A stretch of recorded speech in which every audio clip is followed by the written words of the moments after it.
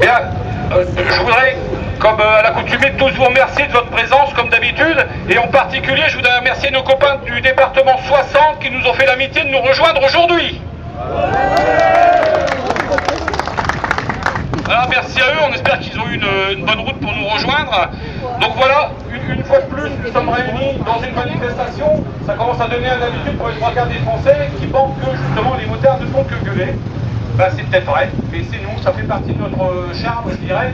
Par rapport à ça, vous êtes tous au courant, bien évidemment que dans un mois, il y aura des élections présidentielles, et quel que soit aujourd'hui le candidat qui sera élu, j'ai bien dit quel que soit le candidat, on lui a posé des questions, à lui ou à elle, on leur a posé des questions, 4 questions, qui concernent évidemment la sécurité routière et la citoyenneté.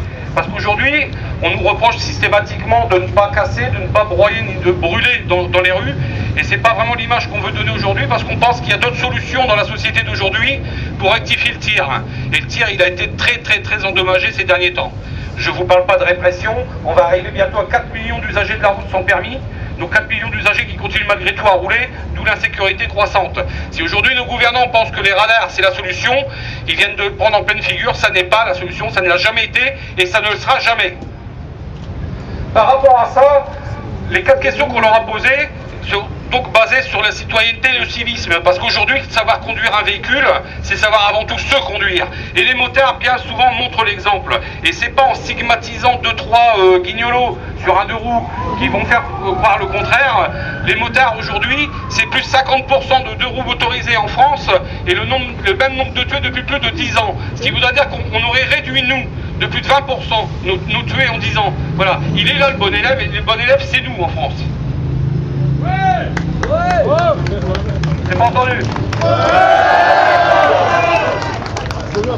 Qu'est-ce que ça aurait été si j'avais dit qu'on était le mauvais élève? Voilà, par rapport à ça, le symbole de la politique à l'heure actuelle, c'est le radar. C'est le contrôle sanction automatisé qui sanctionne justement sans discernement. Qui que vous soyez, quoi que vous ayez fait, vous êtes forcément coupable. Donc aujourd'hui, on va finir le boulot, c'est 970 000 € de recettes. Voilà, il y en a qui cartonnent à plus de 6000 flashs depuis 6 mois, Amiens.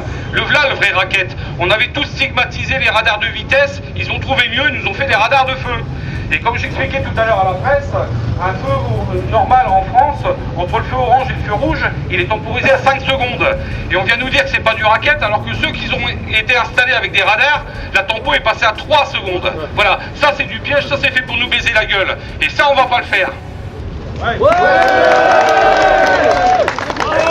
Faut suivre un peu les gars pour que je me dise. Voilà, donc aujourd'hui on va vous envoyer, on va justement les marquer au sol. Le but aujourd'hui c'est d'attirer aussi la sympathie des autres usagers. Il n'y a pas de guerre entre usagers en France, contrairement à ce que les pouvoirs publics veulent bien faire comprendre. Aujourd'hui les usagers sont main dans la main. Ils ne demandent qu'une chose, c'est suivre le premier qui bouge. Et bien le premier qui bouge, ça va être les motards.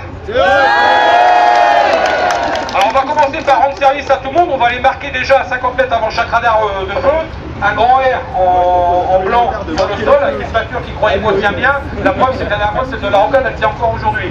Donc voilà, on va marquer notre empreinte, on va marquer un grand R et on va aider les usagers de la route à justement plus se faire piéger.